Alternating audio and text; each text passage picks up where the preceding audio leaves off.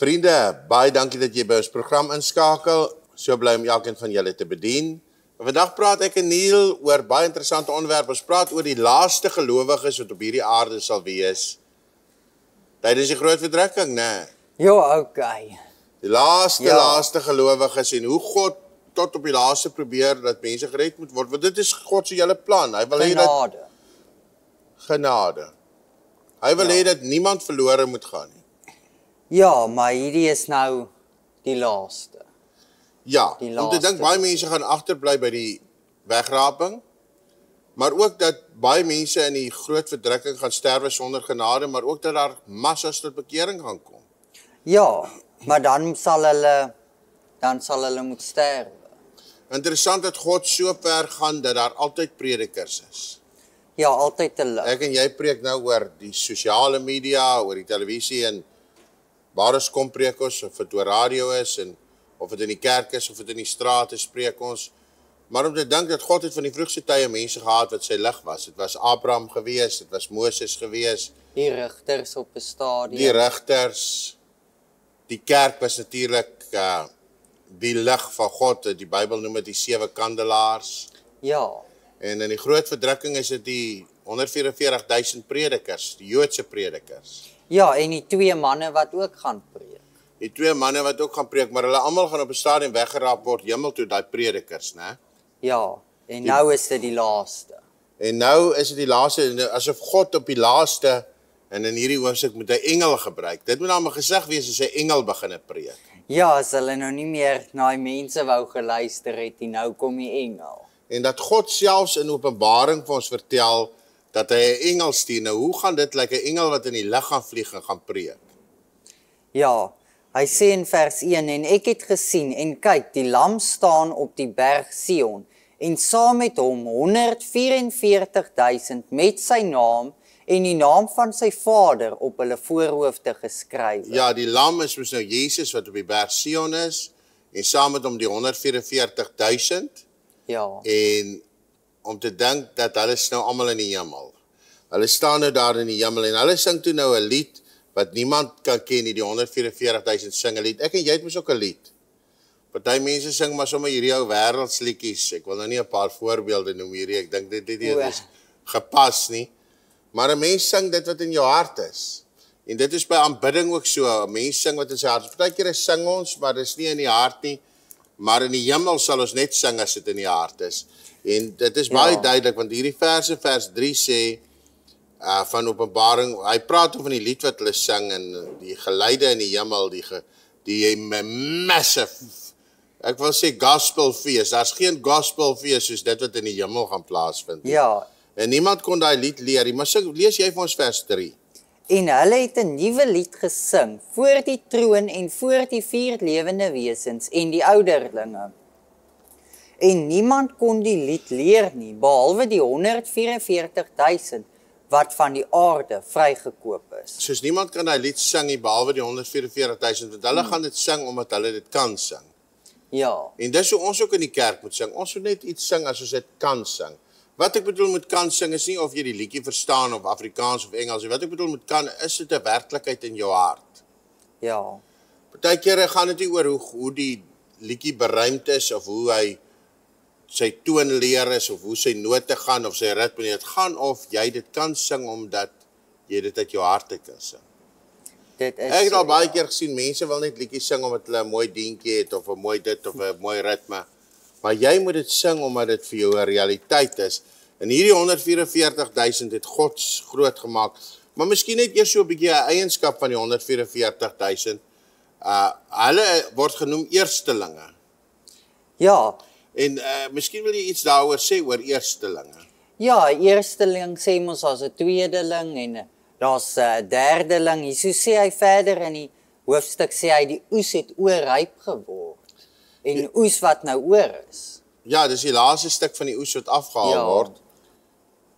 Wat vir my interessant is dat daai 144.000 word genoem 'n eersteling. Met ander woorde, daar gaan baie mense na hulle tot bekering kom. O ja. Daar gaan baie, want die genade is so groot, maar ek wil hê jy moet vir ons die skrif lees in hierdie hoofstuk oor die engel wat gaan begin preek, want die mense het nou nie geluister na die kerk nie, hulle het nie geluister na die 144.000 nie, hulle het nie geluister na die 2 manne in sak gekleed nie, hulle wil nou niks weet nie, en toe, God is so ernstig oor genade, dat hy 'n engel stuur om te preek. Ja, hy sê in vers 6, en ek het 'n ander engel in die middel van die lug sien vlieg, met 'n ewige evangelie, om te verkondig aan die bewoners van die aarde, en aan alle nasies en stamme en tale en volke. Soos hierdie engel gaan in die lug vlieg, en hy gaan vir alle nasies preek, soos dit wil vir my sê, hy gaan oor die hele wêreld preek. Ja, hy gaan oor die hele wêreld vlieg, en Dis 'n interessante stukkie in Openbaring, want God wil die oes insamel, en die oes het oorryp geword, en die oes moet aangesamel word. En hy soek nog graan om in te samel. Die gelowiges word ons met graan vergelyk. ja, verder in die hoofstuk gaan ons dit sien, hulle word met graan vergelyk.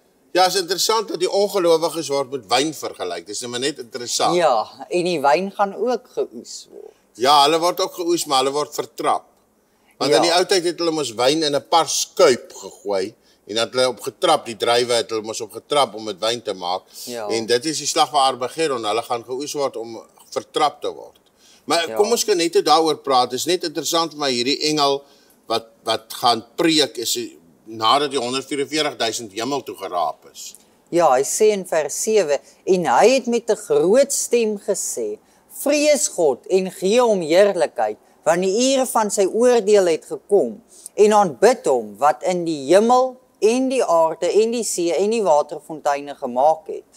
Soos hierdie engel preek nou en sê, die mense moet God aanbid, terwyl die antichrist sê, aanbid my, en terwyl die mense die draak of die duiwel aanbid, sê hy, asseblief mense, aanbid net vir God.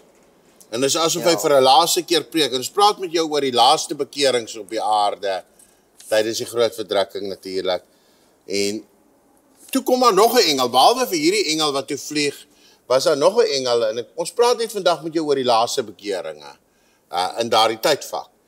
Toe kom daar nog 'n engel wat die ouens toe waarsku teen die antichrist. Eers hierdie ene wat sê aanbid God, en toe staan nog 'n engel. Lees vir ons daai vers 9, Neil. En 'n derde engel het hulle gevolg, en met 'n groot stem gesê, as iemand die dier en sy beeld aanbid, en 'n merk op sy voorhoof of op sy hand ontvang, sal hy self ook drink van die wyn van die grimmigheid van God, wat ongemeng ingeskink is in die beker van sy toorn. Ja, dis aan baie woorde. Ja. Hy sê maar net, as iemand die antichrist gaan aanbid, dan gaan jy baie smarte vir daai laaste stukkie op aarde hê, En vir ewig. en vir ewig in die poel van vuur. Maar het is my interessant hierdie stukkie nie, hy sê hy sal gepynig word met vuur en swaal voor die heilige engele, soos die heilige engele gaan heeltyd kyk, God se engele, en voor die lam. En dan sê hy in daai vers 11, daai pyniging gaan op tot in alle ewigheid. Ja, dag en nag. Dag en nag. Ek meen, van julle het al 'n tand laat trek en jy weet hoe dit voel, of iemand het al 'n jy weet 'n operasie deurgaan of 'n niersteen gehad, maar hierdie is 'n ander soort smart vir dag en nag, vir ewig. En nou sê die Bybel nogal, hulle sal geen rus hê nie. Dis die een plek waar niemand slaap nie, en dis in die hel. Ja. Smarte is te veel, jy kan nie slaap, die mense daar kan nie slaap nie. En niemand sal sy oë toemaak, dink ek, vir 1 of 2 sekondes, jy kan nie. Ek dink eintlik die ouens se ooglede gaan weggebrand wees. Dis nou maar wat ek dink. Ja, okay. Dit is nou wat ek dink, want hulle sal nie hulle oë kan toemaak, want hier staan, hulle sal geen rus hê vir ewigheid nie. Hulle wat die dier in sy beeld aanbid, elkeen wat die merk van sy naam ontvang. Soos die eerste engel het gepreek en gesê, asseblief aanbid God. Die tweede engel kom nou, want God wil net hê, niemand moet verlore gaan nie. En hy smeek die mense, hy sê, asseblief, moenie die antichrist aanbid nie, jy gaan hel toe gaan. Ja. Dit is hoe groot God se genade is. Om selfs 'n engel te sien. Om selfs baie mense sê, God is nie 'n wreedaard nie. God is nie 'n wreedaard nie. Maar party mense kan nie tot bekering kom sonder die groot verdrukking nie. En nou vat God die mense weg, sy gelowiges weg, en die wat agterbly moet nou deur die groot verdrukking gaan, om te kyk, is daar nie dalk nog iemand wat tot bekering kom nie? Ja, hy sê in vers 12 nou, dat dit is beter om te sterwe. Hier kom die lydsaamheid van die heiliges te pas. Hier is hulle wat die gebooie van God en die geloof in Jesus bewaar. Soos daar gaan nog steeds gelowiges in daai tyd wees, van die 666, en lydsaamheid beteken volharding, hulle sal moet volhard. En hierdie stukkie gaan eintlik, soos ek sê, ons praat oor die laaste gelowiges. Hierdie vers in Openbaring 14 gaan oor, dit gaan beter wees om te sterwe as om te lewe in daai tyd. Die mense dit gaan goed wees vir 'n gelowige om dan te sterwe. Hulle gaan in ieder geval as martelare sterwe, maar dit gaan goed wees om te sterwe, want nou hoef jy ten minste nie verder smarte te ly nie. En nou sê hierdie stukkie, hier kom die lydsaamheid, met ander woorde die volharding te pas. Jy moet kan volhard in daai tyd en nie die merk vat nie. Luister na die 2 engele wat in die lug vlieg, en salig is van nou af die dode wat in die Here sterf. Salig van nou af beteken gelukkig is jy as jy van nou af sterwe in daai tyd nou. Sodat hulle kan rus van hulle arbeid, want hulle gaan baie smart hê, nou gaan hulle uiteindelik aan rus. Ja. Was jy al baie moeg geweest, het jy nou regtig lus is om te rus? Ja, ek dink definitief ek was al baie moeg ergens. Ja, ek weet jy was al baie moeg, want jy werk baie hard en so aan, jy's 'n harde werker, en dan het ek ook al gesien, as jy so hard werk, iewers op 'n Sondag namiddag haal het jy op 'n tyd in. Ja, nou nie, jy probeer dit nou wegsteek, jy haal dit van alle kante af in, want jy's 'n harde werker, maar hierdie mense gaan nou eers regtig rus, want hulle gaan baie probleme hê, en hulle gaan maar so deur die verdrukking gaan, dit gaan vir hulle beter wees om dan nou maar te sterwe. Maar in elk geval, die 2 engele wat in die lug vlieg, en ons praat met jou oor die laaste gelowiges, en interessant dat die Bybel praat van 2 oese wat ingesamel word, die graanoes en die wynoes. Graanoes is nou die laaste gelowiges wat nou weggevat gaan word. Ja, die Bybel sê in vers 14, en ek het gesien, en kyk, daar was 'n wit wolk, en een soos 'n mensseseun, wat op die wolk sit, met 'n goue kroon op sy hoof, en in sy hand 'n skerp sekel. Soos dit is nou die laaste oes wat die sekel gaan dit nou afsy, en die mensseseun word met hoofletter gespel, soos Johannes sien vir Jesus met die sekel, en 'n ander engel het uit die tempel gekom met 'n groot stem, slaan in die sekel, oes nou af, die uur het gekom, die oes is oorryp, en die Here het hierdie laaste klomp gelowiges ingeoes. Hoe hulle ingeoes word, weet ek nou nie, ek verstaan dit nie lekker nie, maar ek weet net die laaste deel van God se eiendom word nou van die aarde af weggevat. Ja. Is dit dalk 'n tipe wegraping? Ek weet nie, maar die laaste gelowiges word nou weggevat, want nou gaan die wynoes kom, en dit laat my baie in die wegraping dink, die wegraping vat die mense weg, mos is dit Lukas 20 vers 23, dink ek wat sê, salig is hulle, wat nou wegrapingsgereed is, sodat hulle weggeneem kan word. Ja, wat dit kan ontvlug. Wat hierdie, dis hoe hy sê, wat al die dinge wat kom te kan ontvlug. Ja. Maar nou sê hy in hierdie vers, hy vat hulle weg, want die wynoes moet nou ingesamel word, die slag van Armageddon moet nou plaasvind. Ja, en dit gaan 'n redelike, die graanoes was 'n redelike oes, 'n groot oes. Die Bybel sê dis so baie in Openbaring 7 dat niemand hulle kan tel nie. Ja, 'n menigte wat niemand kan tel nie. En toe die engel vir Johannes vra, wie is hulle? Toe sê hy, dit is hulle wat uit die groot verdrukking kom, hierdie menigte. Maar hierdie wynoes is net so 'n menigte. Dit is baie. Weet julle hoe baie mense gaan vir ewig verlore gaan? Ja. Veral as jy nou hierdie skrif lees in Openbaring 14, sê hy dit, en onthou, hulle gaan vertrap word in hierdie oorlog. Ja. Dit gaan 'n bloedige besigheid wees. Ja. Lees jy dit vir ons, want lees jy een vers, dan lees ek die volgende, lees jy vers 17 van die massas wat gaan vertrap word, wat sondaars is. En 'n ander engel het uitgekom uit die tempel wat in die hemel is, en hy het 'n skerp sekel gehad. En 'n ander engel het weer vuur gehad, en hy het ook gekom, en hy het ook met 'n groot stem geroep, en hy sê toe, die druiwe het oorryp geword. Ja. En toe sê hy daarso, kom ek lees net vers 20, en die parskyp is buitekant die stad getrap. Met ander woorde, is nou oorlog, daai parskyp is bloed wat nou gespat. Ja. En die bloed het uit die parskyp gekom tot by die toems van die perde. Nou hoe hoog is 'n perd se toom? Ek meen, tot by die toons van die perde het die bloed gevloei, so dit gaan soos 'n bloedrivier wees. Ja. In daai oorlog. 200 myl. Nou hoeveel is 'n myl nou weer nie? 'n myl is 1.6, so 200 is So 320. 320, ja. 320 kilometer ver gaan hierdie bloedrivier vloei. Ja. En 'n perd as hy dat deur hy rivier wil loop, dan sal hy sy bek net so bokant die rivier van bloed kan hou. Ja. Want dit gaan die laaste oorlog wees op hierdie aarde, die slag van Armageddon voor die vrederyk. En dit is almal wat ongelowig is wat gaan agterbly. Soos massas en massas. Om te dink seën die hele wêreld gaan soldate vir hierdie oorlog stuur. Ja, want almal gaan aan die anti-kris se kant. Almal gaan aan die anti-kris wees. Elke lande gaan soldate stuur. Mense gaan opkom en sê ek is 'n oorlogsman en hulle gaan sterwe in daai oorlog. Ja. Maar ek wil graag hierdie vers lees want dis 'n vers wat ek van jongs af gepredik het in Jesaja 63. Jesus sê ek het die pers alleen getrap. Soos baie mense dink die slag van Armageddon, maar Jesus is nog steeds in beheer.